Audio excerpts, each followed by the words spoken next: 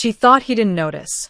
The limp, the exhaustion, the way his maid disappeared every Wednesday night carrying a bag she could barely lift. But the Mafia boss noticed everything. And when he finally followed her into the shadows, what he discovered didn't just explain her desperation. It revealed the enemy who'd been destroying him from the inside. Giovanni Russo didn't get to the top of New York's shipping empire by missing details. The way a man shifted his eyes during negotiations, the tremor in a competitor's handshake, the smallest crack in a perfectly constructed lie. These things told him everything he needed to know about trust, loyalty, and when someone was about to betray him. So when Clara Hayes limped past his office window at 11:47 p.m. on a Wednesday night, he noticed. She shouldn't have even been there. The housekeeping staff finished at 6. The Port Authority warehouse on the Hudson was locked down by 8, with only his security team and the overnight cargo crew remaining. Yet there she was, his quiet, efficient maid who'd worked in his penthouse for 8 months, hobbling across the floodlit loading dock with a bulging black duffel bag slung over her shoulder. Giovanni set down his whiskey glass and moved to the window. 2 stories below, Clara's shadow stretched long across the wet concrete. It had rained earlier, and the port smelled like diesel fuel and river water. She was wearing jeans and a dark hoodie instead of her usual crisp uniform, and the bag looked heavy enough to throw off her balance. She was heading toward the east gate, the employee exit, the one that led to the city bus stop 3 blocks away. His phone buzzed. Marco, his head of security. "Boss, you seeing this?" "I'm seeing it," Giovanni said quietly. "Don't approach. Just watch."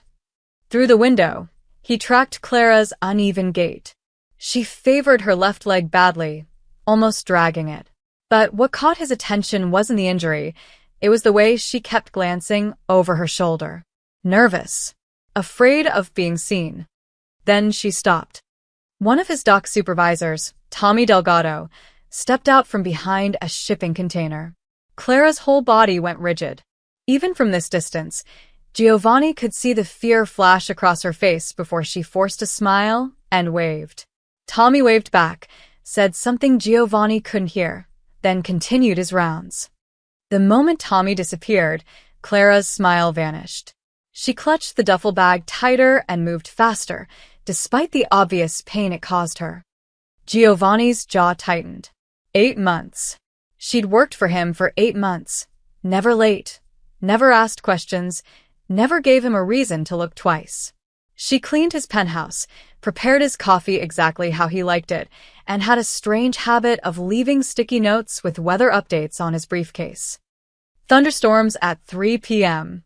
Bring the Lexus, not the Maserati. He'd kept every single note, though he'd never admit why. Now she was sneaking through his warehouse at midnight with a mysterious injury and a heavy bag, looking guilty as hell. The rational part of his brain said this was simple. She was stealing. Maybe skimming from petty cash. Maybe involved with one of the dock crews who moved more than just legal cargo. He should have Marco grab her, search the bag, and fire her before the hour was up. But Giovanni hadn't survived 15 years in the shipping business and the shadowy world that operated within it by jumping to conclusions. He pulled out his phone and texted Marco, "Follow her. Don't let her see you. I want to know where she goes, who she meets, and what's in that bag." No confrontación. 3 dots appeared. Then, copy that. Giovanni watched until Clara disappeared through the east gate, her limp growing worse with every step. She stopped once, bracing herself against the chain-link fence, and even from 2 stories up, he could see her wince in pain. Something twisted in his chest. An unfamiliar sensation. Concern? No. Giovanni Russo didn't do concern for employees. This was purely business. If Clara was compromised, if she was working with someone who posed a threat to his operation, he needed to know. He downed the rest of his whiskey and grabbed his coat. "Where are you going?" his brother Vincent asked, looking up from a stack of shipping manifests spread across the conference table. Vincent handled the legitimate side of Russo shipping, the contracts, the paperwork, the board meetings. Giovanni handled everything else. Out. It's almost midnight. And Giovanni raised an eyebrow. Vincent sighed. You've got the International Consortium call at 8 a.m. You need sleep, not whatever this is. I'll be fine. Gio. I said I'll be fine. Giovanni's tone left no room for argument. He softened slightly. Go home, Vin. Check on Maria and the kids. Vincent studied him for a long moment, then nodded. Don't do anything stupid. Stupidity is for amateurs. 20 minutes later, Giovanni sat in his blacked-out Lexus 4 cars behind the city bus Clara had boarded. Marco was already on the bus, dressed in construction gear, invisible among the late-shift workers heading home. The bus crawled through lower Manhattan, stopping every few blocks. Clara never looked up from her phone, but her hand stayed clenched around that duffel bag like her life depended on it. Giovanni's phone buzzed. Marco again. She's getting off at South Street, near the old fish market. South Street. That part of the waterfront had been his father's territory 20 years ago, before the legitimate business took over. Now it was mostly abandoned warehouses and the kind of bars where people minded their own business. The bus stopped. Clara climbed off, moving slowly, painfully. Giovanni hung back, watching through tinted windows as she limped down a side street between two condemned buildings. Then two men stepped out of the shadows. Giovanni's hand moved to the pistol in his glove compartment. Old habits, but he stopped when he saw Clara's reaction. She didn't run. She didn't scream. She walked right up to them, set down the duffel bag, and unzipped it. Even from a distance, Giovanni could see the cash. Stacks of it. One of the men, tall, muscular, dockworker build, took the money and counted it quickly. The other disappeared into the warehouse and emerged seconds later with someone else. A young man, maybe 25, stumbling and weak. His shirt was soaked with blood. Clara rushed to him, wrapping her arms around him despite his weight, nearly knocking her over. She was crying now. Giovanni could tell by the way her shoulders shook. The injured man said something.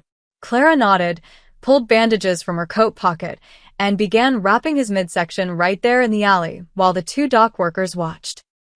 Giovanni's mind raced, piecing it together. The limp wasn't hers. She'd injured herself carrying that bag. The money, the blood, the secret of meeting. This wasn't theft. This was desperation. His phone lit up with a message from Marco. Boss, those two men, they're on our watch list. Connected to the Bianchi smuggling operation. The kid's name is Luca Hayes. He's her brother. Giovanni stared at the screen, then back at the alley where Clara was now helping her brother walk, supporting most of his weight, while the smugglers melted back into the shadows. Clara Hayes wasn't stealing from him. She was trying to save someone. And somehow, that made everything infinitely more complicated. Giovanni didn't go home that night. Instead, he sat in his office at the warehouse, 3 empty espresso cups on his desk, watching Marco's surveillance footage on repeat. The grainy video showed Clara meeting the same 2 men at South Street for the 3rd time in 2 weeks. Always Wednesday nights. Always with cash. Always checking on her brother. How much has she given them? Giovanni asked. Marco pulled up a spreadsheet on his tablet. Based on the bag sizes and our estimates, somewhere between 15 and 20,000 over the last 2 months. Maybe more before we started tracking. $22,000. On a maid's salary of $35,000 a year. Where's she getting the money? Second job at a diner in Queens. Waitressing 6 nights a week. She also sold her car last month. Marco scrolled through bank records that Giovanni definitely shouldn't have had access to. Maxed out 2 credit cards. Borrowed $5,000 from a payday loan place in Brooklyn at 30% interest. Giovanni's expression darkened. She's destroying herself, financially. For a guy who got himself into this mess, Marco added. You want me to keep digging into the brother? Everything. I want to know what he ate for breakfast 3 months ago. By dawn, Giovanni had the full picture, and it was worse than he'd thought. Luca Hayes, 24 years old, former NYU dropout with a philosophy degree and $60,000 in student debt. No criminal record, but plenty of bad judgment. 6 months ago, He'd taken a job with a private freight company that promised $1,500 a week cash for overnight dock work. No questions asked. The company was a front for Vincenzo Bianchi's smuggling operation. Luca had lasted 3 weeks before a container load went wrong.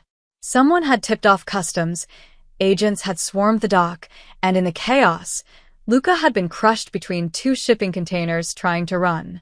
Broken ribs, internal bleeding, a shattered hip. The kind of injuries that required surgery and months of recovery. Bianchi's people had dumped him at a clinic in New Jersey with fake papers and a message. The medical bills were his problem, and he still owed them for the lost merchandise from the botched job. $50,000 plus interest. Pay up or disappear. Clara had been paying ever since. She's been keeping him hidden in that warehouse on South Street, Marco continued, showing Giovanni photos from overnight surveillance. The smugglers check on him twice a week. They're not killing him because Clara keeps paying, but the debt keeps growing. She'll never get out from under it. Giovanni stared at a photo of Clara sleeping on a cot next to her brother, her work uniform still on, exhausted from her double shift. Her face looked 10 years older than her 28 years. The smugglers, Giovanni said carefully. They're using my containers. It wasn't a question. Marco nodded grimly. We've suspected for weeks that someone's been piggybacking on our legitimate shipments. Small stuff, electronics, prescription drugs, nothing that would trigger a full inspection. But it's been screwing with our customs clearances. 3 delayed shipments last month alone. And Bianchi. He's funding the whole operation. We intercepted some financial transfers between his logistics company and shell accounts tied to those dock workers. He's using our routes to move contraband while making us look sloppy to the consortium. Giovanni's hands curled into fists. Vincenzo Bianchi had been a thorn in his side for 5 years, always a step behind, always trying to undercut Russo Shipping's contracts, always whispering poison to the International Shipping Consortium about Giovanni's questionable business practices. The irony was Giovanni had gone completely legitimate 3 years ago. His father's old empire had dealt in everything from weapons to stolen art, but Giovanni had dismantled it piece by piece, building something clean, something that could last. And now Bianchi was using his own network to move dirty cargo while framing him as incompetent.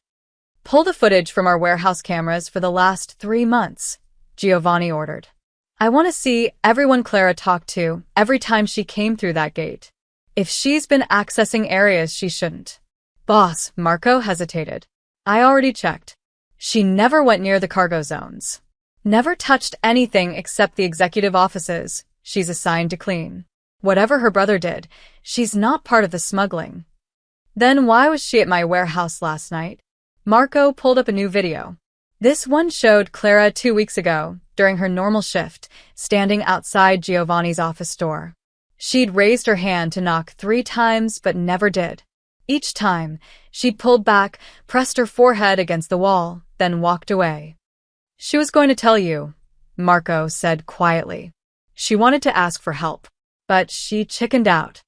Giovanni watched the footage again. The defeat in Clara's posture. The shame. The fear. She'd been suffering alone for months, trapped in an impossible situation, and she'd been too afraid to tell him. Why? Because he was Giovanni Russo, the cold, calculating shipping magnate who fired people for being 5 minutes late. The man whose reputation was built on ruthlessness and control. She thought he wouldn't care. The realization bothered him more than it should have. What do you want to do? Marco asked. We could pay off the debt. 50 grand is nothing to us. Get her brother out. Send them both somewhere safe. No. No. Giovanni stood, buttoning his suit jacket. Paying the debt solves Clara's problem. It doesn't solve mine. Bianchi is using my infrastructure to run his operation, which means he's got people inside my company. I need to know who, and I need leverage. So we use the girl? We use the situation. Giovanni picked up his phone. Schedule a meeting with Clara. Tell her I need to discuss a security matter. And Marco. Yeah, boss. Make sure she knows she's not in trouble. Not yet. Marco smirked. You're going soft. I'm being strategic. There's a difference. But as Giovanni left his office, passing by Clara's sticky note on his desk, cold front coming. Wear the wool coat, he wondered if Marco might be right. Clara knew she was finished the moment she saw the email. Report to Mr. Russo's office at 9 a.m. Security matter. Her hands trembled as she read it again on the bus ride to work. Security matter. That could only mean one thing, they knew. Somehow, Giovanni Russo had found out about the warehouse visits, about Luca, about everything. She thought about running, getting her brother, and disappearing into some small town where men like Russo and Bianchi couldn't find them. But Luca could barely walk, and she had $43 in her checking account. There was nowhere to run. So at 8:55 a.m., Clara stood outside Giovanni's office door, wearing her cleaning uniform and trying to keep her breathing steady. The same door she'd almost knocked on 2 weeks ago, desperate enough to beg for help. She'd chickened out then. Now she wouldn't have a choice. Marco opened the door. He's ready for you. The office was exactly as she'd left it yesterday. Immaculate mahogany desk, floor-to-ceiling windows overlooking the port, the faint smell of expensive cologne and coffee. Giovanni stood with his back to her, hands clasped behind him, watching cargo ships being loaded in the distance. Sit down, Clara. His voice was calm. Too calm. Clara had learned that the quieter Giovanni Russo spoke, the more dangerous he became. She'd seen him fire 3 executives last month without raising his voice once. She sat, gripping the armrests to stop her hands from shaking. Giovanni turned around. His dark eyes studied her with an intensity that made her want to disappear. He looked like he hadn't slept. His tie was slightly loosened, his jaw shadowed with stubble. But his gaze was sharp as ever. How long have you been paying for someone else's mistakes? Clara's breath caught. Not why are you stealing or you're fired. Just that simple, devastating question that proved he knew everything. I don't know what you don't. Giovanni's voice cut through her excuse like a blade. I know about your brother. I know about the warehouse on South Street. I know about the men you've been giving money to every Wednesday night for the past 2 months. Maybe longer. Clara's vision blurred with tears she refused to let fall. I never touched anything in this building. I never stole from you. I swear. I know that too. She blinked. What? Giovanni moved to his desk, pulling up something on his computer and turning the screen toward her. Security footage. Her, standing outside this very office, hand raised to knock, pulling away in defeat. You wanted to tell me, he said. Why didn't you? Clara stared at her own image on the screen, small, scared, ashamed. Because I knew what you'd say. That it's not your problem. That I should have been smarter. That people like me don't matter to people like you. Something flickered in Giovanni's expression. Is that what you think of me? I think you're a businessman, Mr. Russo. You make decisions based on profit and loss. My brother's dead is a loss. I'm just the maid, her voice cracked. I'm replaceable. Silence filled the office. Giovanni sat down across from her, leaning back in his chair, studying her like she was a puzzle he couldn't quite solve. How long have you been paying for someone else's mistakes? He asked again, softer this time. Clara met his eyes. She was going to lose everything anyway. Might as well tell the truth. Until it's paid in full. Even though your brother got himself into this mess? Even though he chose to work for criminals? He's 24 years old. He made a stupid mistake because he was drowning in debt and someone offered him easy money. Clara's voice grew stronger. He didn't know what he was walking into. And when it went wrong, those men left him to die. So yes, Mr. Russo, I'll keep paying until it's done, because he's my brother and that's what family does. Giovanni was quiet for a long moment. Then, unexpectedly, he smiled. Not the cold, corporate smile she'd seen him use in meetings. Something genuine. You're destroying yourself for him. That's my choice. Even if it means working 3 jobs, maxing out credit cards, selling everything you own. Clara's eyes widened. How do you?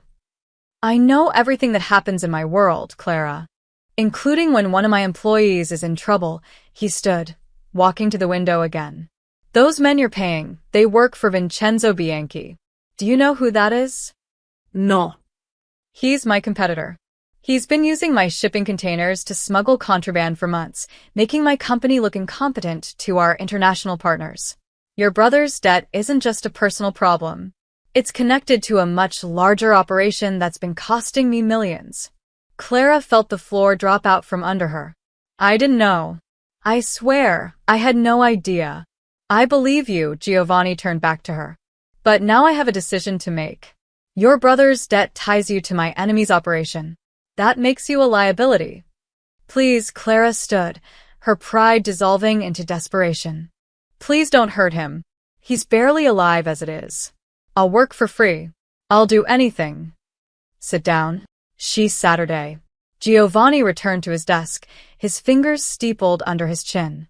I'm not going to hurt your brother. And you're not fired. Clara's heart hammered. I don't understand. Neither do I entirely. Giovanni's eyes held hers. But what I do understand is this. You've been loyal, hardworking, and discreet for 8 months. You've never asked for special treatment. You've never complained. And when your family needed you, you sacrificed everything without hesitation. He opened a drawer and pulled out the stack of sticky notes she'd left him. Weather updates, meeting reminders, small kindnesses she'd never thought he noticed. Loyalty is rare in my world, Clara. Genuine loyalty, not the kind bought with money or fear. He set the notes down carefully. So, I'm going to give you something I rarely give anyone a chance. Go back to work. Say nothing about this conversation. And trust that I'll handle this situation my way. But the debt is no longer your concern. Do you understand? Clara wanted to argue, to demand answers, to know what he meant by handle this situation, but something in Giovanni's expression told her this conversation was over. She stood on shaking legs. Thank you, Mr. Russo. Clara. She paused at the door. Stop destroying yourself for people who don't deserve it. As she left, Giovanni turned back to his computer, pulling up shipping manifests and financial records. The pieces were falling into place. Bianchi's smugglers. His disrupted shipments. Clara's impossible debt. It was all connected. And Giovanni Russo always won when he could see the whole board. Giovanni gave Marco 72 hours to map out Bianchi's entire operation. What he got back was worse than he'd imagined. It's brilliant, actually, Marco said, spreading photographs and documents across the conference table. It was 2 a.m., and they were alone in the office, just how Giovanni preferred it when discussing things that couldn't be recorded. Bianchi's not running a separate smuggling ring. He's parasiting off yours. Giovanni studied the evidence. Shipping manifests with altered weight records. Customs declarations that didn't match actual container contents. Timestamps showing his own dock workers signing off on inspections they'd never actually performed. Walk me through it. Marco pointed to a photograph of one of the men Clara had been paying, the tall, muscular one with a tattoo sleeve. This is Derek Santos. He's been working our night shift for 7 months. Before that, he was on Bianchi's payroll at a warehouse in Jersey City. So, Bianchi planted him. Him, and at least 3 others we've identified so far. They get hired through our normal channels. Background checks come back clean because Bianchi's got people inside the temp agencies we use. Once they're in, they wait for shipments from specific clients. Giovanni's jaw tightened. Which clients? The ones paying premium rates for expedited customs clearance. The ones who can't afford delays. Marco pulled up a list on his tablet. Anderson Electronics, Midwest Medical Supply, Pacific Trade Solutions. All legitimate companies with time-sensitive cargo. Bianchi's guys intercept the containers during the overnight inspection process, add their contraband, usually prescription drugs or high-end electronics, then reseal everything. And when customs does random inspections, your client's shipments get flagged. Your company gets blamed for sloppy documentation. Your reputation takes a hit. Marco leaned back. Meanwhile, 90% of the contraband gets through because it's hidden in legitimate cargo under your company's credentials. Bianchi gets rich, you look incompetent, and your clients start wondering if Russo shipping is worth the premium price. Giovanni stood, moving to the window. The port stretched out below him, hundreds of containers stacked like building blocks, each one representing someone's business, someone's livelihood. His father had built this empire with blood and intimidation. Giovanni had spent years making it legitimate, cleaning every dirty corner until Russo shipping was respected, trusted. And Bianchi was burning it all down from the inside. How much have we lost? Direct losses from delayed shipments and penalty fees? About $4 million over the last 6 months. But the reputational damage? Marco shook his head. We've lost 3 major contracts this quarter. Anderson Electronics is already negotiating with Bianchi's company. If this continues, we're looking at 20, maybe 30 million in lost revenue over the next year. Giovanni's hands curled into fists. Show me Bianchi's financials. Marco hesitated. Boss, these records. If anyone finds out how we got them, show me. The documents that appeared on screen had been obtained through methods Giovanni preferred not to think about too carefully. Bank transfers, shell company formations, encrypted communications that Marco's tech team had somehow decrypted. What they revealed made Giovanni's blood run cold. Bianchi wasn't just funding the smuggling operation. He was systematically sabotaging Russo shipping at every level, bribing port inspectors to flag Giovanni's containers for random inspections, paying off union representatives to slow down loading times, even funding anonymous complaints to the International Shipping Consortium about Russo shipping's declining standards. This isn't competition, Giovanni said quietly. This is warfare. It's personal, Marco agreed. Bianchi's been gunning for you since the consortium chose your company over his for the Singapore expansion deal last year. This is revenge. Giovanni studied a photograph of Vincenzo Bianchi, silver-haired, perpetually tanned, always smiling for the cameras at charity galas and business conferences. The kind of man who shook your hand while plotting to stab you in the back. And Clara's brother just happened to get caught in the middle. Wrong place, wrong time. The kid was working the dock the night customs raided. He ran, got crushed, and Bianchi's guy saw an opportunity. String him along with fake medical debt, bleed his sister dry, and if anyone starts investigating the smuggling operation, they've got a convenient scapegoat. Giovanni turned back to the evidence. His mind was already working through scenarios, calculating moves and countermoves like a chess game. Bianchi had been playing this carefully, small incursions, nothing dramatic enough to trigger a full investigation. Death by 1,000 cuts. But he'd made one mistake. He'd involved Clara. What about the debt? Giovanni asked. How much does Luca actually owe for medical treatment? Marco pulled up hospital records. The clinic in Jersey City charged $16,000. Bianchi's people are claiming $50,000 plus interest, but that's all manufactured. They're just keeping the kid on the hook to maintain leverage. So Clara's been paying off a fake debt. Pretty much. And even if she somehow came up with the full amount, they'd just invent new charges. Bianchi needs Luca scared and dependent in case he needs a fall guy. Giovanni was silent for a long moment, his mind working through the implications. This wasn't just about Clara anymore. This was about his company, his reputation, and the legitimate empire he'd spent years building.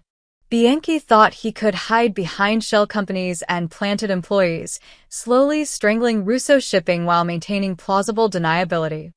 He'd underestimated Giovanni's willingness to fight dirty when necessary. I want complete surveillance on all of Bianchi's planted workers, Giovanni said. Every conversation, every movement, every transaction. I want to know what they eat for breakfast. Already in progress. Pull records on every shipment they've touched for the last 6 months. I want documentation of every piece of contraband, every falsified manifest, every bribe. That'll take time. You have a week, Giovanni turned to face Marco. And I want eyes on Bianchi himself. Where he goes, who he meets, what he's planning next. But Marco. Absolute discretion. If he suspects we're onto him, he'll burn the evidence and disappear. Marco nodded slowly. What about the girl? Giovanni thought about Clara, about her determination to save her brother despite impossible odds. About the way she'd looked at him in his office, scared but defiant, ready to sacrifice everything for family. Keep her close. I want her at the mansion, not her apartment. She'll ask questions. Tell her it's for her safety. Tell her we're investigating the men who threatened her brother. Tell her whatever she needs to hear. Giovanni's voice hardened. But keep her away from that warehouse on South Street. If Bianchi's people think she stopped paying, they might panic. And if she refuses, she won't. Giovanni picked up one of Clara's sticky notes from his desk. Heavy rain tonight. The west parking lot floods. Small observations. Quiet care. The kind of attention that came from actually giving a damn. She wanted my help, Giovanni said quietly. Now, she's going to get it, whether she likes it or not. Clara knew something was wrong when Giovanni's driver picked her up from the diner at midnight. Mr. Russo wants you at the estate, the driver said, holding open the door of a black Mercedes. It's important. I have to work in the morning. He's aware. Your things have already been collected from your apartment. Clara's stomach dropped. What? You can't just. Ma'am, please. Mr. Russo was very clear. It's for your safety. 20 minutes later, Clara stood in the foyer of Giovanni's mansion in Alpine, New Jersey, feeling completely out of place. The house was modern and sprawling, all glass and stone overlooking the Hudson River. Her entire apartment could fit in the living room. Giovanni appeared at the top of the stairs, dressed in a dark sweater and jeans, the most casual she'd ever seen him. Somehow, he looked more dangerous without the suit. You can't kidnap me, Clara said immediately. I didn't kidnap you. I relocated you temporarily. He descended the stairs with the calm confidence of someone who expected to be obeyed. Your brother's situation has become complicated. What does that mean? It means the men you've been paying are more dangerous than you realize. I have reason to believe they're monitoring your apartment, possibly your workplace. Until I've secured your brother's situation, you're safer here. Clara crossed her arms. And I don't get a say in this. You can refuse. Giovanni stopped a few feet away. You can go back to your apartment, back to working 3 jobs, back to meeting criminals in dark alleys. Or you can stay here, where you have security, where you can actually sleep for more than 4 hours a night, and let me handle things. Why are you doing this? Because you asked for my help. Remember? You stood outside my office 3 times trying to knock. His dark eyes held hers.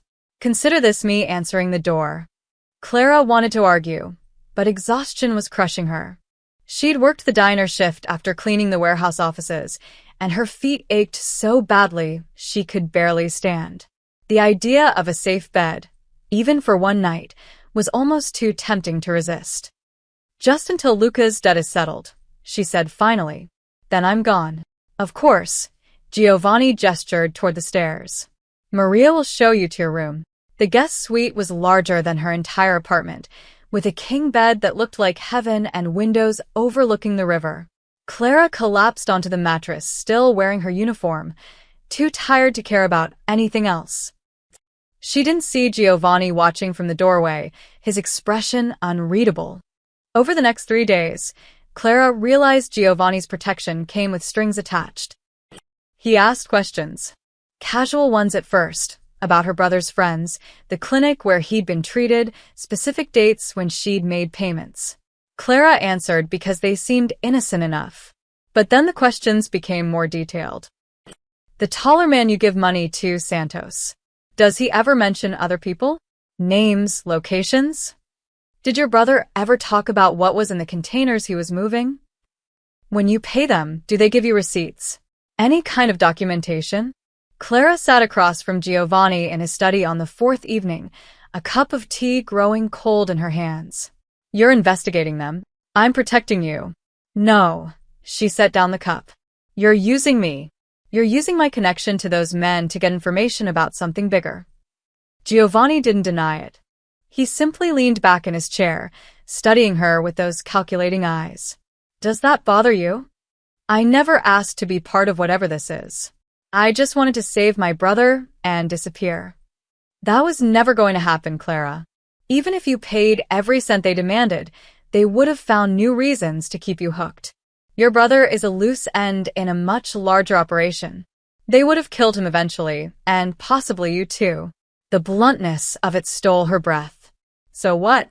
You're going to kill them first? I'm going to dismantle the organization that's been using my company to move contraband.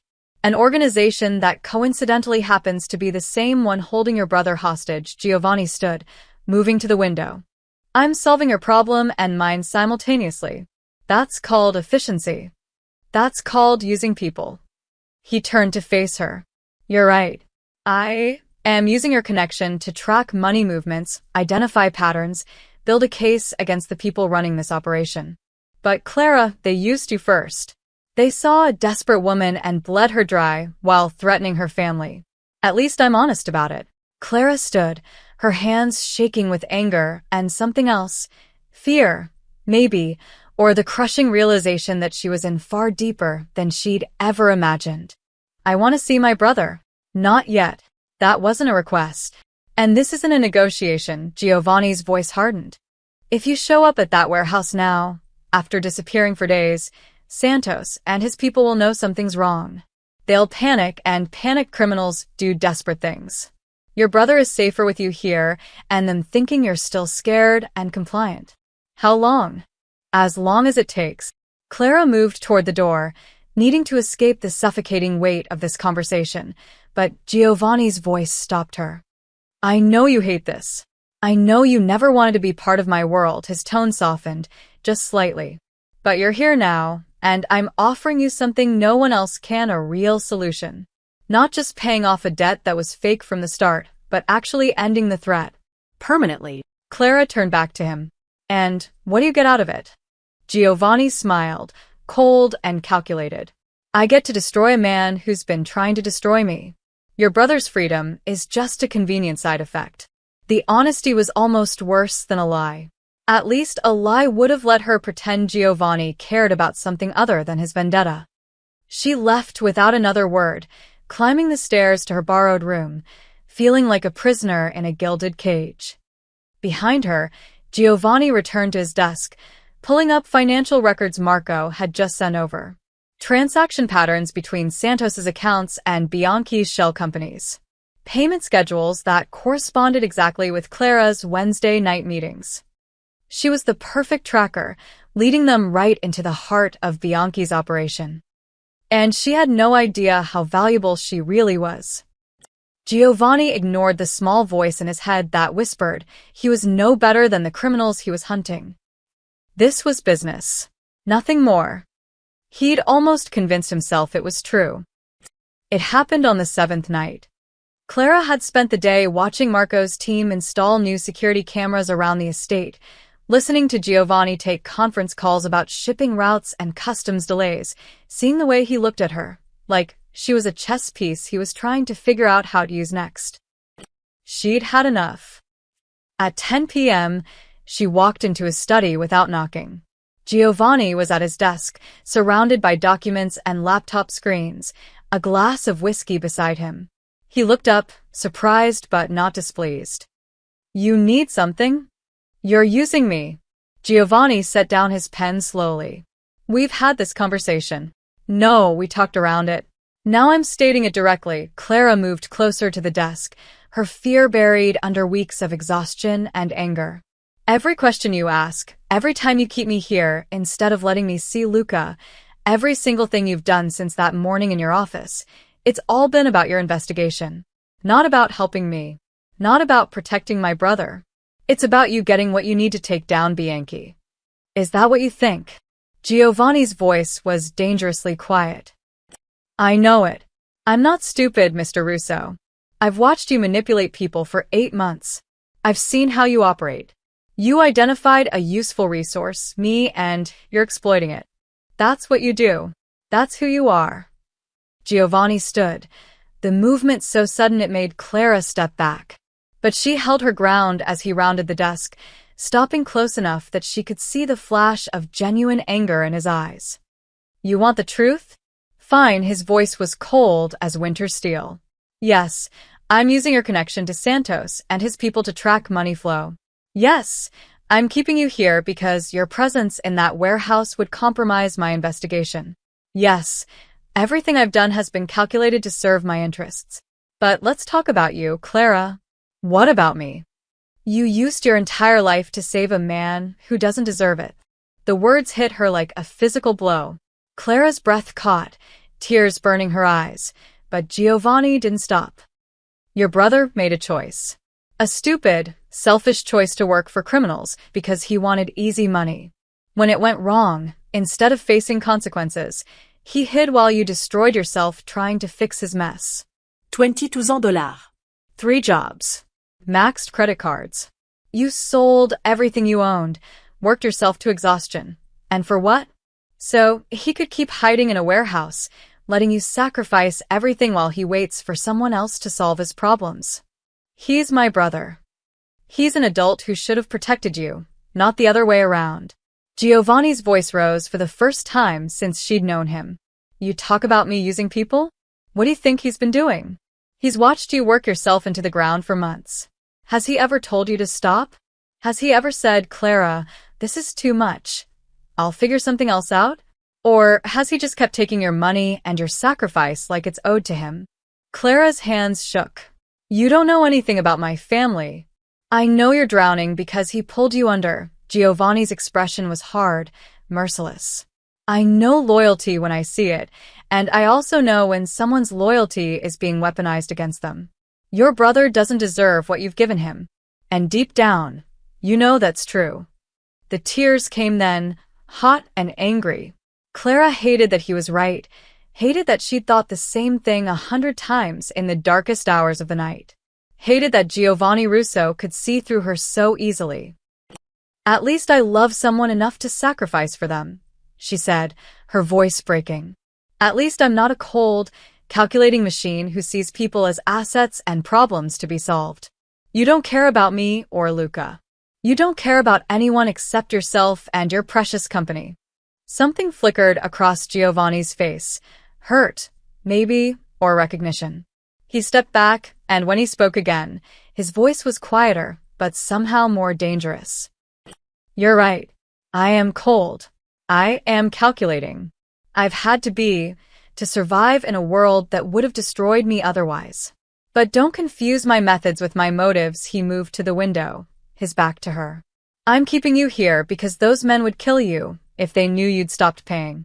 I'm investigating Bianchi because he's using my network to move contraband, which puts everyone who works for me at risk. And yes, Clara, I'm trying to save your brother because despite what you think of me, I don't let innocent people die when I can prevent it. Clara wiped her eyes roughly. Then let me help. Let me see him. Let me do something instead of sitting in this mansion feeling useless. No. Why not? Giovanni turned back to her, and for the first time, she saw something raw in his expression. Something almost vulnerable. Because you'll get yourself killed trying to protect him, and I can't, he stopped, seeming to catch himself. I can't have that on my conscience. You stay here. You stay out of the investigation. That's not negotiable. You don't get to control my life. Under this roof, yes I do. Clara moved toward the door, her whole body shaking with fury and grief, and a dozen emotions she couldn't name. I'm not your prisoner. Then leave, Giovanni's voice followed her. Walk out that door, go back to your apartment, go back to meeting Santos in dark alleys. See how long you last. She paused, hand on the doorknob, hating him and hating herself more for knowing he was right. I thought you were different, she said quietly. When you kept those sticky notes, when you noticed I was limping, I thought maybe you actually cared about something other than business. But you're just like everyone else. Just better at hiding it. Giovanni didn't respond. Clara left, climbing the stairs to her room, locking the door behind her. Downstairs, Giovanni stood alone in his study, staring at the stack of sticky notes on his desk. Thunderstorms at 3 p.m. Cold front coming. Heavy rain tonight. Small observations from someone who'd cared enough to notice. He poured another whiskey, his hand steady despite the storm in his chest. Clara Hayes was supposed to be a means to an end, a useful connection to Bianchi's operation. So, why did her words cut deeper than they should have? Why did the thought of her leaving make something in him twist uncomfortably? Giovanni drained the glass and returned to his work. There would be time for feelings after he'd won. Giovanni didn't speak to Clara for 3 days after their fight. He left early, returned late, and communicated only through Maria, his housekeeper, when necessary. Clara told herself she didn't care. She was lying. But whatever personal drama existed between them became irrelevant on the 4th morning when Giovanni walked into the breakfast room and said simply, "It's time." Clara looked up from her coffee. Time for what? To end this, he set down a folder on the table. Bianchi's making his move. We're going to let him think he's won. Over the next hour, Giovanni laid out a plan so intricate it made Clara's head spin. He'd spent the last 72 hours constructing an elaborate trap, and every piece was finally in position. "We've created a fake shipment," Marco explained, pulling up documents on his tablet. On paper, it's a high-value cargo container coming from Singapore, electronics, medical equipment, pharmaceutical supplies. Total declared value, $8 million. But it's not real? Clara asked. Oh, the container's real. The cargo inside is real. But it's worthless. Outdated equipment we bought from liquidation sales, generic drugs that cost us pennies. Giovanni's eyes glinted with cold satisfaction. What makes it valuable is the paperwork. He spread documents across the table. Shipping manifests, customs declarations, insurance certificates, all perfectly legitimate on the surface. But woven throughout were subtle red flags designed to attract exactly the wrong kind of attention. "We've made it look like we're trying to hide something," Marco continued. "Weight discrepancies in the documentation. Unusual routing through 3 different ports. Payment from a shell company with vague ownership records. To anyone looking for contraband opportunities, this looks like a smuggler's dream. High-value cargo with sloppy documentation and a shipper who can't afford scrutiny." Clara began to understand. "You want Bianchi's people to think you're moving something illegal." "Exactly." Giovanni leaned back. "We've made sure Santos and his crew know about the shipment. One of our compromised dock workers accidentally left the manifest where they could photograph it. By now, Bianchi knows there's a vulnerable container arriving at our port in 48 hours. What's actually inside?" Clara asked. "Besides the worthless cargo." Giovanni smiled. Not his cold business smile, but something sharper, more predatory. Bait. Falsified ledgers showing payments to fictional smuggling contacts. Counterfeit cash marked with traceable serial numbers. Encrypted hard drives with deliberately crackable passwords that lead to more fake evidence. Everything designed to make Bianchi think he stumbled onto documentation of our illegal operations. But why would he want that? Because information is currency, Giovanni said. If Bianchi thinks he is proof that Russo's shipping is dirty, he can use it to destroy me. Report me to authorities, leak it to the consortium, blackmail me into stepping aside. He'll take the bait because it gives him exactly what he's been trying to achieve, my complete downfall. Marco pulled up a map showing the port layout. The container arrives tomorrow night. We've arranged for unexpected delays in the inspection schedule, leaving it unsecured for approximately 3 hours. That's when Bianchi's people will make their move. And you'll catch them? Better. Giovanni's voice was ice cold. We'll let them take everything. Let them think they've won. Then we track where the evidence goes, who touches it, and most importantly, how Bianchi tries to use it. Clara stared at the documents, her mind racing. This is insane. What if something goes wrong? What if they realize it's a trap? They won't. We've made everything too tempting, too perfect. Criminals are like anyone else. They see what they want to see. Giovanni met her eyes for the first time in days. Sometimes the best way to catch a predator is to become the prey. The container arrived at 11:47 p.m. on Wednesday, right on schedule. Clara watched from Giovanni's office as the massive steel box was unloaded from a cargo ship and placed in the secured inspection area. From this distance, it looked like any other container, Anonymous, unremarkable. Giovanni stood beside her, phone in hand, coordinating with Marco and his security team positioned throughout the port. Hidden cameras covered every angle. Tracking devices had been sewn into the falsified documents. Even the bills of counterfeit cash had microscopic RFID chips. "Are you sure they'll take the bait tonight?" Clara asked. "Santos is scheduled for night shift. He knows about the inspection delays. If Bianchi wants this, it has to be tonight before the container goes through official customs processing tomorrow." Giovanni checked his watch. "Give them 2 hours." 2 hours turned into 3. Clara had almost given up when Marco's voice crackled through Giovanni's earpiece. Movement. East side. 2 individuals approaching the container. Giovanni pulled up the camera feed on his laptop. Clara leaned in, recognizing Santos immediately, his distinctive tattoo sleeve visible even in the dark. The second man was shorter, stockier, with a limp that reminded her painfully of Luca. They worked quickly and professionally. Lock cutters. A tablet scanning for security tags. Within minutes, they'd opened the container and disappeared inside. "They're downloading files from the hard drives," Marco reported, taking photographs of the ledgers. "They've found the cash." "Are they taking it?" Giovanni asked. "Negative. Too risky. They're just documenting everything." Marco paused. "Wait." Santos is on his phone. "Can we get audio?" A technician's voice came through. "Patching through now." Static, then Santos's voice, distorted but audible. "Exactly what you said would be here. Russo's entire operation documented. This is big enough to bury him." A second voice responded, one Clara didn't recognize. Cold. Authoritative. "Photograph everything. We move tomorrow. Bianchi wants this delivered to the consortium board by Friday." "What about the Hayes situation?" "Leave it. Once Russo goes down, no one will care about one kid and his debt. We'll handle loose ends after." The call ended. Clara felt ice in her veins. "Leave it. Handle loose ends after." They were talking about Luca. About her. Giovanni's expression remained perfectly controlled, but his jaw tightened almost imperceptibly. "Keep tracking them. I want to know every step between here and Bianchi's hands." Over the next 4 hours, they watched as the photographs and documents made their way through a chain of contacts. Santos to a courier. The courier to a finance office in Midtown.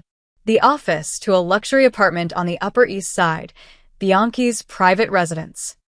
Marco's team tracked every movement, every transaction, every person who touched the evidence.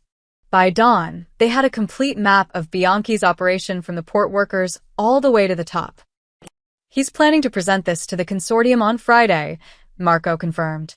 "He's scheduled an emergency session citing serious concerns about Russo Shipping's business practices." Giovanni stared at the surveillance photos of Bianchi and his apartment, holding the falsified documents like they were made of gold. The man was smiling. Triumphant. "Let him have his moment," Giovanni said quietly. "Let him feel like he's won. Let him walk into that meeting thinking he's about to destroy me." Clara looked at him. "And then?" Giovanni's smile was colder than winter. "Then I show the consortium exactly who the real criminal is. With documentation they can't dispute and evidence they can't ignore. But those documents are fake. You created them. The documents about my supposed crimes are fake. But the trail showing Bianchi's smuggling operation, his bribes, his systematic sabotage of my company, that's all very real." Giovanni closed his laptop. "I didn't just set a trap, Clara. I built a bridge that leads directly from Bianchi to every illegal act he's committed for the last 6 months. And he walked across it voluntarily."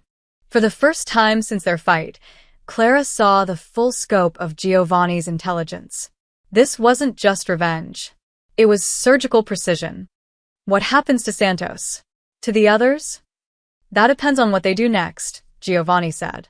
"But their boss is finished. And once Bianchi falls, his entire organization collapses with him. Including, Clara realized, the debt that had trapped Luca. 2 more days," Giovanni said, looking out at the sunrise over the port. 2 more days and this ends." Clara wanted to feel relieved. Instead, she felt afraid of what Giovanni Russo could do when he set his mind to destroying someone. And grateful it wasn't her. Giovanni didn't wait for Friday's consortium meeting to make his move. Thursday morning, while Bianchi was celebrating his supposed victory, Giovanni was in a secure video conference with investors across 3 continents. Clara wasn't supposed to be there, but she'd learned Giovanni's door code by watching him enter it.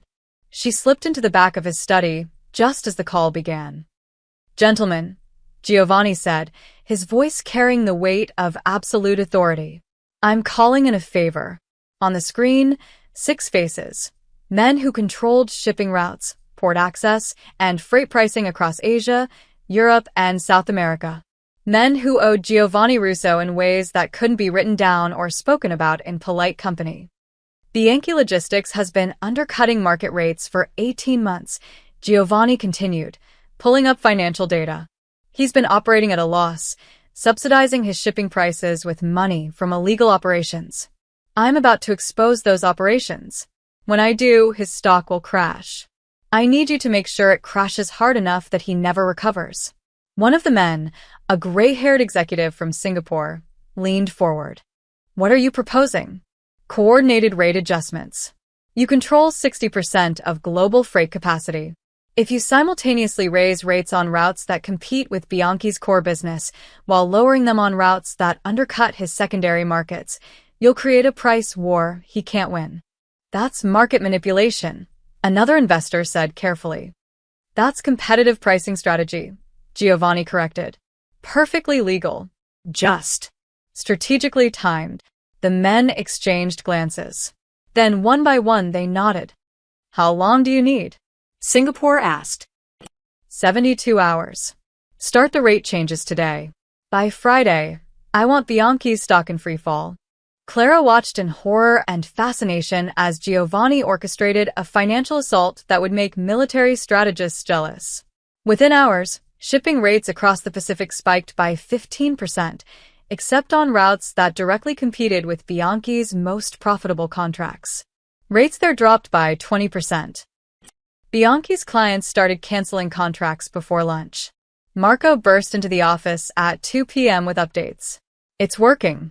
Bianchi's stock dropped 4% in the first hour of trading. His investors are getting nervous. "Not good enough," Giovanni said coldly. "Accelerate Phase 2. Phase 2 was even more devastating." Using shell companies Giovanni had established years ago, his team began simultaneously buying and dumping Bianchi's stock in carefully calculated patterns. To outside observers, it looked like major investors were losing confidence and fleeing. The stock dropped another 8%. But Giovanni wasn't done. "Release the customs reports," he ordered. Marco hesitated. "Boss, if we leak those now, before the consortium meeting, Bianchi thinks he's presenting evidence of my crimes tomorrow. I'm going to make sure he's too busy trying to save his company to show up." Giovanni's eyes were merciless. "Release them. Anonymously. To every financial news outlet and regulatory agency simultaneously." Within the hour, reports began surfacing about irregularities in Bianchi Logistics customs declarations. Nothing concrete enough to trigger immediate legal action. Giovanni was too smart for that, but enough to plant seeds of doubt. Enough to make investors panic. By market close, Bianchi's stock had dropped 23% in a single day. Clara watched the financial news in Giovanni's study, seeing analysts struggle to explain the sudden collapse. None of them understood they were watching a precision demolition. "How many people work for Bianchi's company?" she asked quietly. Giovanni glanced at her, surprised she was there. "About 4,000 globally. And you're destroying all of them to get to one man." "I'm destroying a criminal organization that's been poisoning legitimate business for years. The 4,000 employees can find work elsewhere. Many of them will probably work for me once this is over." He turned back to his screens. "Collateral damage is unfortunate, but it's not my priority." The coldness in his voice made Clara's stomach turn. This was the real Giovanni Russo, not the man who'd kept her sticky notes or noticed her limping. This was a predator who'd identified prey and wouldn't stop until it was dead. By Friday morning, Bianchi's empire was in ruins. His stock had crashed 47% over 2 days. 3 major investors had pulled out completely. The board had called an emergency meeting to discuss leadership changes. And most importantly, Santos and the other smugglers had vanished. They ran the moment the stock started crashing, Marco reported. Santos withdrew $30,000 in cash, wiped his apartment, and disappeared. We tracked him to a bus station in Philadelphia, then lost him. The others scattered to different cities. Let them run, Giovanni said. Without Bianchi's money, they're just low-level criminals. Not worth our time. Clara felt a surge of hope. What about Luca? If they're gone, your brother's clear. The warehouse on South Street has been abandoned. Bianchi's too busy trying to save his company to worry about loose ends. Giovanni finally looked at her. You can see him now if you want. The relief nearly knocked her over. Really? Marco will take you. But Clara, Giovanni's voice stopped her at the door. Your brother needs real help. Medical treatment, physical therapy, probably counseling. I've arranged for him to be transferred to a private facility in Connecticut. Everything's covered. Why? The question came out broken. Why are you doing this? Giovanni was silent for a long moment. Because I told you I'd handle it. And I keep my promises. Clara left before the tears could fall, before she could thank him or hate him or feel any of the complicated emotions twisting in her chest. That afternoon, Giovanni walked into the International Shipping Consortium headquarters in Manhattan, wearing a perfectly tailored suit and carrying a briefcase full of evidence. Bianchi was already there, looking haggard. His confident smile had been replaced with barely concealed panic. The fake documents about Giovanni's supposed crimes sat on the table in front of him, his last desperate play. Shall we begin?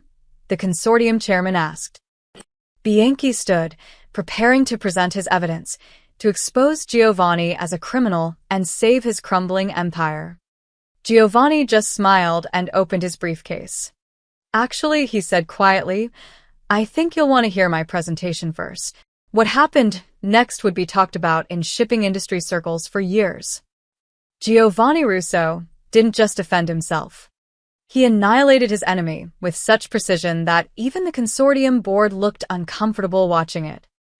Clara found Luca in a hospital room overlooking the Connecticut countryside, and for the first time in months, he looked alive. Not just surviving, actually alive. His color had returned. The pain lines around his eyes had softened.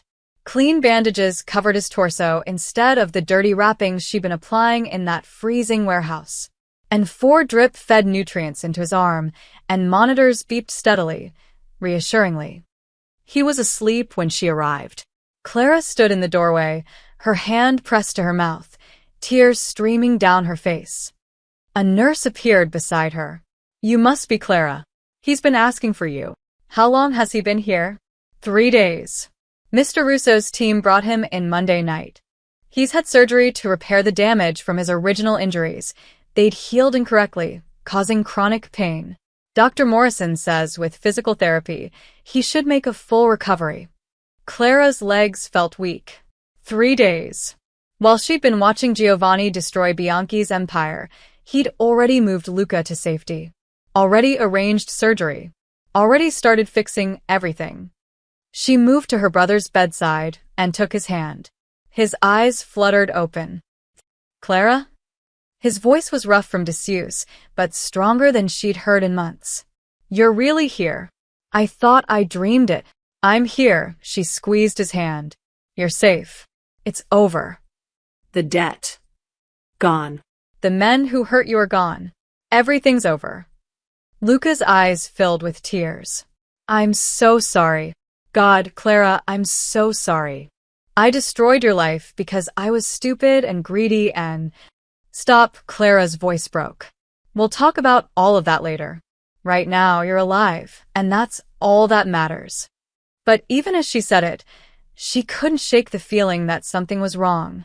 This was too perfect, too clean. Men like Santos didn't just vanish. Debts didn't just disappear. Giovanni had done something, and she needed to know what. She found him 3 hours later at the warehouse, watching cargo operations from his office window. He didn't turn around when she entered. How is he? Awake. Healing, Clara closed the door behind her. What did you do? I arranged medical care. I believe we discussed this. The smugglers, Giovanni, Santos, and the others. Where are they? He finally turned to face her. His expression was carefully neutral. They left the city when Bianchi's money dried up. Criminals rarely stick around when their funding disappears. Did you hurt them? Giovanni's eyebrow raised. Why would I need to? Financial pressure accomplished everything I needed, but Clara had spent months watching people lie. She'd gotten good at reading the spaces between words. You're not telling me something. I'm telling you everything relevant. The smugglers are gone. Your brother's debt is erased. The operation that threatened both of you has been dismantled. What else do you need to know? The truth. Her voice rose with frustration and fear. Did you kill them? Did you have Marco? I didn't kill anyone. Giovanni's voice was hard as steel. I didn't need to. I used the same tools I always use: money, leverage, information. I turned their own organization against them. I made it more profitable for Bianchi's network to abandon the smuggling operation than to continue it. Santos and his crew fled because staying was too dangerous, not because I hunted them. He moved to his desk and pulled out a folder, handing it to Clara. Inside were documents, financial transfers, employment records, asylum applications. Santos is in Philadelphia working construction under his real name. The others scattered to different cities with clean records because I made deals with them, cooperate with the investigation, testify if needed, and walk away without charges. They were low-level operators, Clara. Destroying them wouldn't accomplish anything. Clara stared at the documents, relief and confusion washing over her. You let them go. I let them choose exile over prison.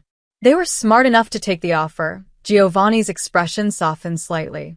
Did you really think I'd build all of this, the legitimate business, the reputation, the empire, just to throw it away by becoming a murderer? I thought, when you destroyed Bianchi's company, when I saw how cold you were, Clara's voice trailed off. I'm ruthless, not sadistic.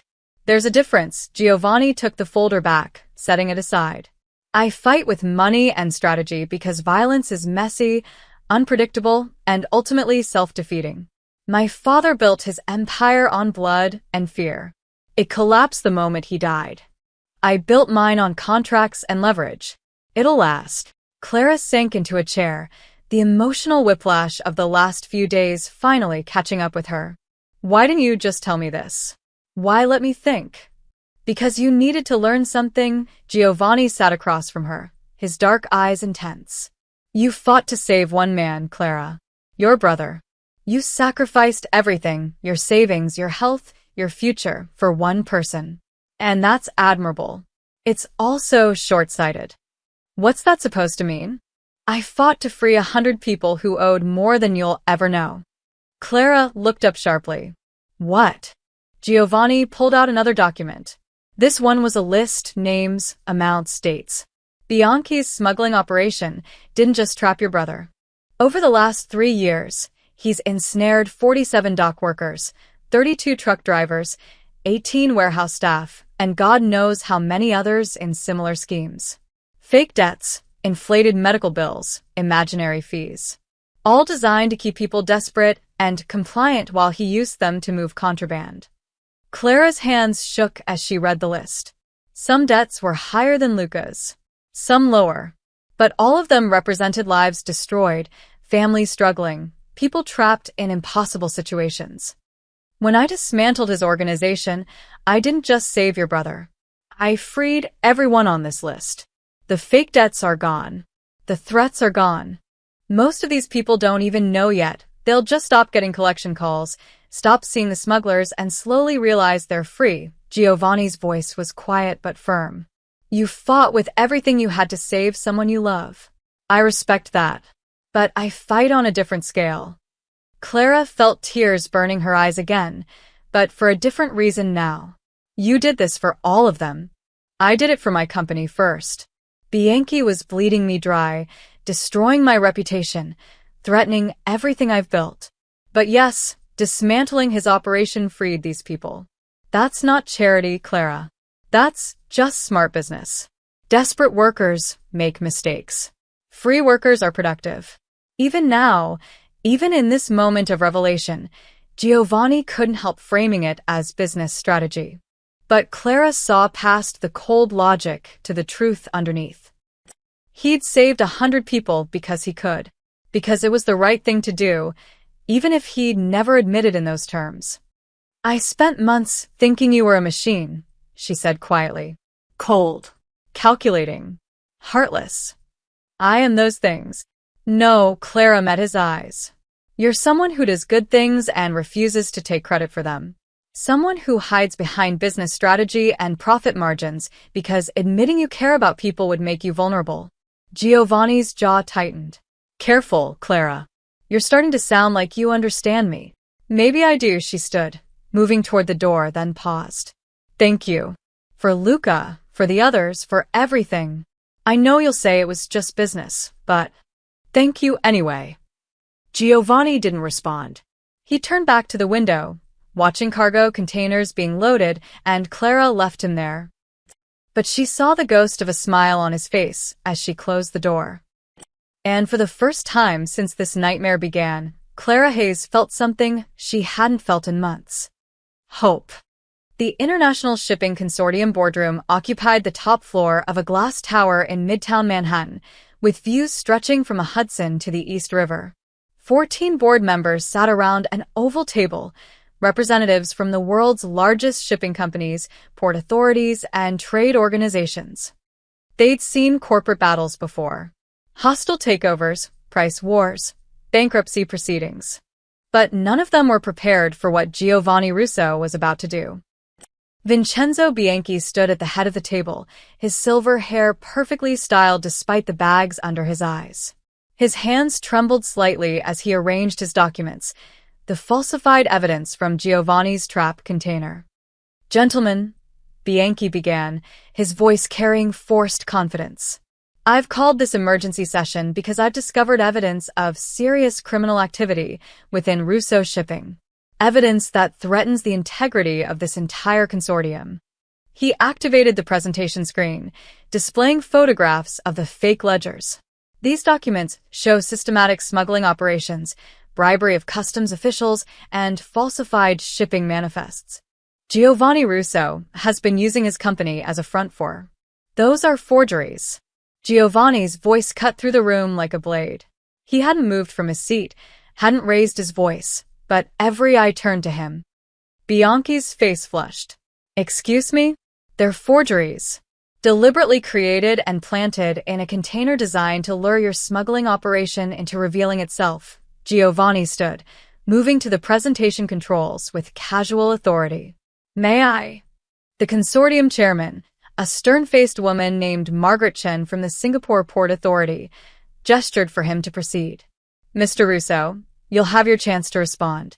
But Mr. Bianchi called this meeting. With fabricated evidence obtained through illegal means, Giovanni connected his own laptop to the screen. I'll save everyone time. The documents Mr. Bianchi is presenting came from a container that arrived at my port Wednesday night. A container I specifically designed to trap the smuggling ring that's been sabotaging my operations for 6 months. He pulled up surveillance footage. The screen showed Santos and another man breaking into the container, photographing documents, making phone calls. That's Derek Santos, Giovanni continued. A former employee of Bianchi Logistics who was planted in my company 7 months ago. The man with him is Michael Torres, also on Bianchi's payroll. These men have been using Russo shipping containers to move contraband while sabotaging my legitimate shipments. Bianchi's face went pale. This is a desperate fabrication. Then explain this. Giovanni pulled up financial records, real ones this time, obtained through Marco's investigation. Wire transfers from Bianchi's shell companies to Santos's accounts. Payment schedules that corresponded exactly with smuggling operations. Communications between Bianchi's logistics managers and dock workers about special cargo. The boardroom fell silent. Margaret Chin leaned forward, studying the documents with sharp eyes. Giovanni continued methodically, building his case piece by piece. He showed customs records proving Bianchi's people had been bribing inspectors, shipping manifests with altered weights and contents, photographs of contraband seized from containers bearing Russo shipping labels, but secretly loaded by Bianchi's operatives. For the past 6 months, Mr. Bianchi has been conducting a systematic campaign to destroy my company's reputation while using my infrastructure for his criminal enterprise. Giovanni's voice remained perfectly controlled, but his words carried devastating weight. He planted operatives in my workforce. He bribed port officials to flag my containers for inspection. He moved contraband using my shipping routes, then ensured I took the blame when customs found irregularities. He pulled up the stock market data from the past week. When his operation began to unravel, Mr. Bianchi attempted one final gambit, presenting forged evidence to this board in hopes of destroying me before his own crimes came to light. Unfortunately for him, I've documented everything. Bianchi stood abruptly. These allegations are preposterous. I demand. You demand nothing. Margaret Chen's voice was ice. Sit down, Mr. Bianchi. For the next hour, Giovanni systematically dismantled Vincenzo Bianchi's empire. He presented testimony from dock workers who'd been coerced into participating. Financial analysis proving Bianchi had been operating at a loss, subsidizing his shipping rates with smuggling profits. Even communications between Bianchi and his logistics managers discussing the Russo problem and how to accelerate his downfall. The evidence was overwhelming, irrefutable, devastating. One board member, a German port executive, finally spoke. Mr. Bianchi, do you have any response to these allegations? Bianchi's hands shook as he gripped the table. His confident facade had completely crumbled, revealing the desperate man beneath. Giovanni, we can discuss this privately. Come to an arrangement. There is no arrangement. Giovanni's voice was merciless. You tried to destroy everything I've built. You used my company to commit crimes, threatened innocent people, and poisoned the industry we're supposed to be leading. You made this personal. Now you'll face the consequences. Margaret Chin looked around the table at the other board members. I moved to immediately suspend Bianchi Logistics from the consortium, pending a full criminal investigation. All in favor. 13 hands rose. Only Bianchi's remained down. The motion carries unanimously. Chen's expression was grim. Mr. Bianchi, your consortium membership is hereby revoked. All existing contracts with member companies are suspended. Port authorities will be notified, and relevant law enforcement agencies will receive complete documentation of these proceedings. She turned to Giovanni. Mr. Russo, on behalf of the consortium, I apologize for the harm done to your company. We will be conducting a full review of security protocols to prevent similar infiltrations in the future. Giovanni nodded once, collected his laptop, and walked out. Behind him, Vincenzo Bianchi sat alone at the table, his empire destroyed, his reputation in ruins, facing criminal charges that would likely end with prison time. By evening, the story had leaked to the financial press. But in typical shipping industry fashion, the details remained vague. Corporate warfare conducted through conference rooms rather than courtrooms. The Wall Street Journal headline read, Bianchi Logistics expelled from international consortium amid smuggling allegations. Financial Times went with, Russo shipping vindicates reputation in corporate espionage case. But it was a Bloomberg columnist who captured the real story. In what industry insiders are calling the quietest market war in history, shipping magnate Giovanni Russo systematically dismantled a rival's criminal operation using financial strategy and documentary evidence rather than legal battles or public disputes. Sources say Russo never raised his voice during the consortium hearing that ended Vincenzo Bianchi's career. Clara read the articles that night from her room at Giovanni's estate, understanding now what she'd witnessed. Not violence, not threats, just cold, calculated precision. Giovanni Russo had destroyed a man's entire empire without firing a single shot. And somehow, that was more terrifying and more impressive than any other form of victory could have been. 3 weeks later, Clara walked through the mansion's main entrance at 6 a.m., wearing her cleaning uniform and carrying a thermos of coffee. Her limp was barely noticeable now, just a slight hesitation in her left step, more habit than injury. Maria looked up from the kitchen, surprised. "Clara? I thought you weren't coming back until next month." "Luca's doing well. Physical therapy 3 times a week, but he's walking without assistance now. The doctors say he'll make a full recovery." Clara set down her thermos. "Besides, I've been gone long enough. Mr. Russo's office probably looks like a disaster." It didn't, of course. Giovanni kept everything meticulously organized.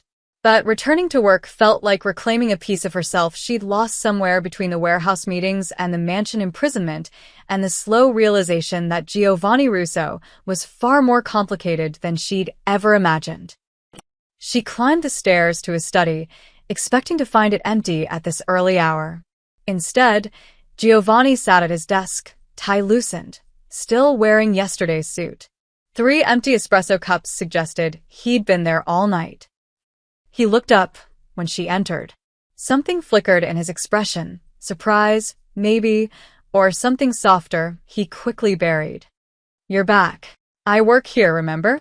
Clara began tidying the conference table, gathering scattered documents into neat piles. "When's the last time you slept?"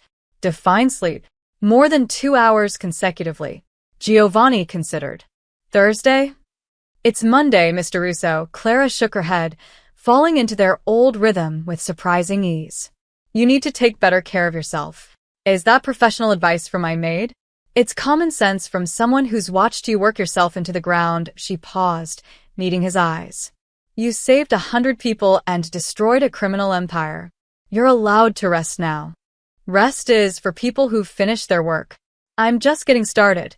But despite the words, Giovanni stood, stretching tension from his shoulders. "The consortium wants me to lead a task force on port security reform. Apparently, my innovative approach to corporate intelligence impressed them." Clara smiled slightly. "That's a very polite way of saying you scared them. I prefer to think I educated them." Giovanni moved to the window, watching the sunrise paint the Hudson River gold. Bianchi's facing 30 years for smuggling, racketeering, and bribery. His company's being liquidated. Most of his employees are finding work with competitors, including me. I've hired 47 of them so far. The ones from a list? The ones who were trapped. They deserve a second chance under better management. He glanced back at her. "Your brother's been asking about job opportunities. Marco mentioned he has a philosophy degree." Clara's chest tightened. "He does, but after everything. Philosophy majors make excellent logistics analysts. They're trained to think systematically, identify patterns, solve complex problems." Giovanni's tone was casual, but Clara heard the offer beneath it. "There's a position open in my compliance department. Entry level, but it has growth potential. If he's interested." "You're offering my brother a job?" "After what he did. I'm offering him a chance to rebuild his life. What he did was stupid, not malicious. People deserve opportunities to prove they've learned from their mistakes." Giovanni turned fully to face her. "Besides, if I judge everyone by their worst decisions, I'd have to fire myself." The moment stretched between them, weighted with everything unsaid over the past weeks. The fights, the forced proximity, the slow realization that neither of them was quite who the other had assumed.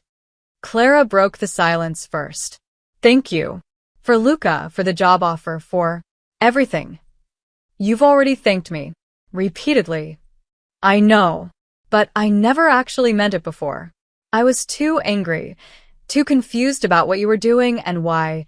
She moved closer, her voice softer. "I understand now. You weren't just helping me or destroying Bianchi. You were protecting something you built. Something that matters." Giovanni's expression was unreadable. "Don't romanticize it, Clara. I'm not a hero. I'm a businessman who eliminated a threat to my interests. You're a businessman who framed a duffel bag." She'd noticed it that morning. The black bag she'd carried through the warehouse that first night, now mounted in a glass case on the wall near Giovanni's desk.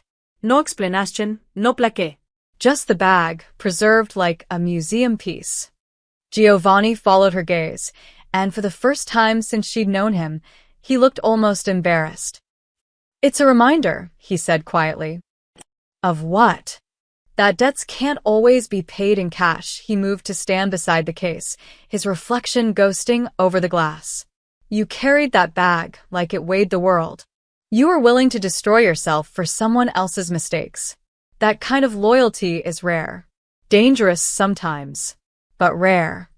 Clara stood next to him, studying their reflections in the glass, the elegant businessman and the maid, separated by wealth and power and 100 other things, but connected by something neither could quite name. I spent my whole life thinking powerful people were heartless, she admitted. That money made you cold. That success required cruelty. It often does, but you proved me wrong. You're cruel when you need to be, yes. But you're also capable of extraordinary kindness. You just hide it behind strategy and business logic because admitting you care would make you vulnerable. Giovanni was quiet for a long moment. Then, unexpectedly, he smiled, genuinely smiled, not the cold corporate version but something real and slightly sad. You see too much, Clara Hayes. Someone has to. You're terrible at seeing yourself clearly. They stood there in comfortable silence as dawn light filled the study. The duffel bag hung between them, a symbol of struggle and sacrifice, of debts both paid and forgiven, of two people who challenged each other's assumptions and emerged changed. I should let you get back to work, Clara said finally. And you should sleep. At least 4 hours. 3. Deal. As she turned to leave, Giovanni's voice stopped her. Clara? I'm glad you came back. She looked over her shoulder, seeing something vulnerable in his expression. Something honest. Me too, Mr. Russo. Giovanni. You can call me Giovanni. Clara smiled. Maybe someday, but not yet. She left him standing by the framed duffel bag, watching her go with an expression that suggested maybe, just maybe, Giovanni Russo had learned something too. That some debts couldn't be measured in money. And some connections couldn't be explained by logic. They simply existed, complicated, unexpected, and surprisingly strong. Like a sticky note about thunderstorms. Like a maid who taught a magnate about sacrifice. Like gratitude wrapped in mutual respect. 6 months after the consortium hearing, Clara stood in Giovanni's penthouse living room, watching the evening news while folding his laundered shirts. The routine had become familiar again, comfortable, even. But everything felt different now. She wasn't the desperate woman who'd limped through the warehouse gate. Luca wasn't hiding in an abandoned building, bleeding and broken. Giovanni wasn't just the cold businessman she'd once feared. They'd all become something else. Something better. The news anchor's voice cut through her thoughts. In a surprising move, Russo Shipping has announced a comprehensive healthcare initiative for all port workers across its Northeast operations. The program will provide full medical coverage, including emergency care, physical therapy, and mental health services, at no cost to employees or their families. Clara's hands stilled on the shirt she was folding. The screen showed footage of the port, workers gathered at a town hall meeting, looking stunned and grateful as Giovanni's HR director explained the benefits. One older man wiped tears from his eyes. A younger woman held her pregnant belly, relief visible on her face. Industry analysts estimate the program will cost Russo Shipping approximately $12 million annually, the anchor continued. When asked about the initiative, CEO Giovanni Russo declined to comment, stating only that healthy workers build stronger companies. The move has sparked conversations about corporate responsibility throughout the shipping industry, with several competing firms announcing plans to review their own healthcare policies. Clara heard footsteps behind her. She didn't need to turn around to know it was Giovanni. She'd learned the sound of his approach, the particular way he moved through space with quiet confidence. You did this because of me, she said softly, still watching the screen. Because of Luca.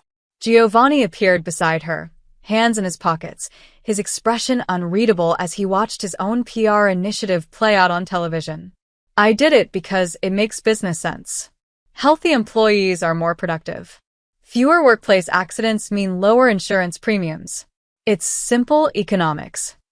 It's $12 million a year. It's an investment in infrastructure. But his voice lacked its usual certainty, and when Clara finally looked at him, she saw something honest in his eyes. And yes, because I watched you destroy yourself trying to pay medical bills that should never have existed. Because I saw how easily desperate people can be exploited by systems that don't care about them. Because someone needed to do something, and I had the resources to actually make a difference. Clara turned to face him fully. You're changing things. Real things. Not just winning corporate battles or eliminating threats. You're actually helping people. Don't make me into something I'm not. This is still capitalism, Clara. I'm not a saint. No, she agreed.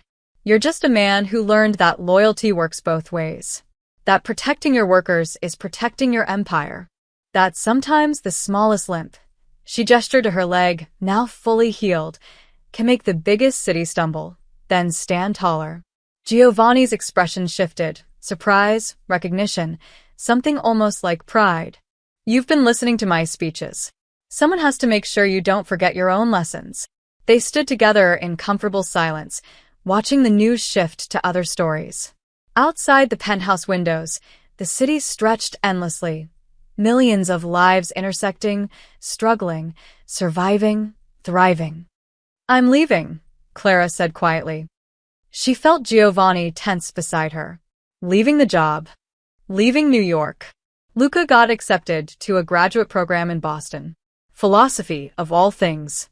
He wants a fresh start, somewhere without memories of warehouses and debts and near-death experiences, she smiled slightly. I'm going with him. He needs family close by while he finishes healing. And your job here? Maria can handle the cleaning. You don't really need a maid anyway. You're the most organized person I've ever met. Clara finally met his eyes. But I wanted to thank you. Really thank you, not just with words but with understanding. You saved my brother's life. You saved my life, even though I didn't realize I needed saving. You changed the entire shipping industry's approach to worker welfare because you saw something broken and decided to fix it. Giovanni was quiet for a long moment. Then he reached into his desk and pulled out a familiar object, one of her sticky notes. Thunderstorms at 3 p.m. Bring the Lexus. You've been leaving these for 8 months, he said. Weather updates, meeting reminders, small observations.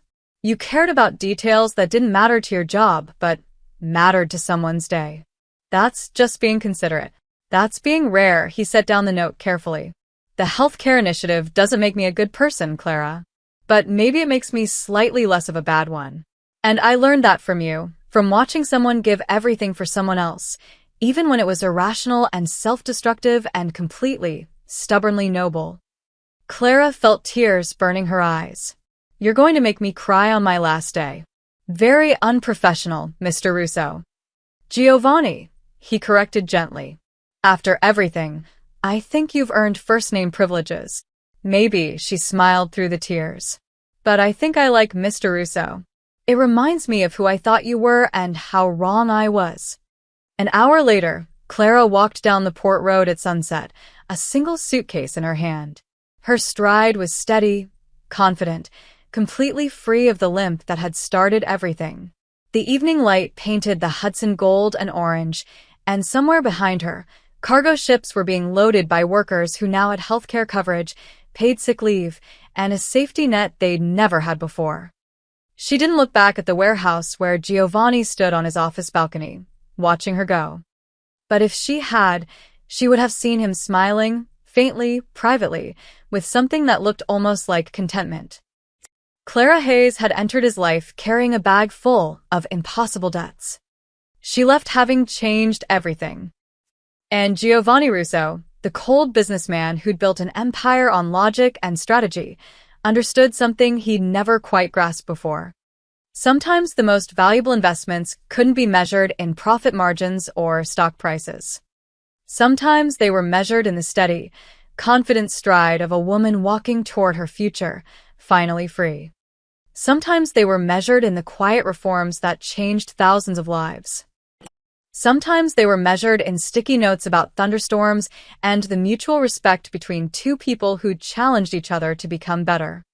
The sun set over the port, and Giovanni finally turned away, returning to his office where a framed duffel bag hung on the wall, a permanent reminder that the smallest moments could trigger the biggest changes. And that debts of gratitude, unlike financial ones, could never truly be repaid. Only honored, only remembered, only carried forward into whatever came next.